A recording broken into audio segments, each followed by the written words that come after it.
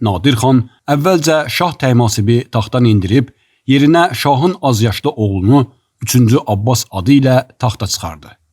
Ancaq irəliləyən zamanlarda Səfəvilərin sonuncu nümayəndəsini qətl edərək keçirilən qurultayda özünü şah elan etdi.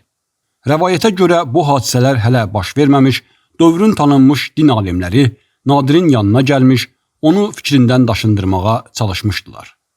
Çünki Səfəvi xanidanı təkcə hökmdar ailəsi deyil, eyni zamanda Şeyx Səfinin nəsli idi.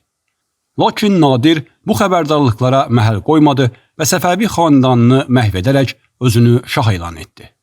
Bununla da Səfəvilər dövlətini Əfşarlar imperiyası əvəzlədi. Lakin bu və ya başqa səbəbdən Nadir taxta çıxdıqdan sonra eyni başarını dövlət idarəsində göstərə bilmədi.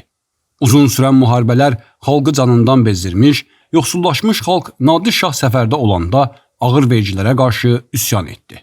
Belə bir şəraitdə ölkənin müxtəlif bölgələrində özünü Səfəvi nəslindən olduğunu iddia edən şahzadələr ortaya çıxmağa başladı. Sanki illər əvvəl din alimlərinin Nadir şaha dedikləri kəhanət gerçək olmuşdu. Bir şahzadə qətl edildikdə başqa bir şahzadə ortaya çıxırdı. 1747-ci ildə Nadir şah sui-qəsdlə öldürüldü.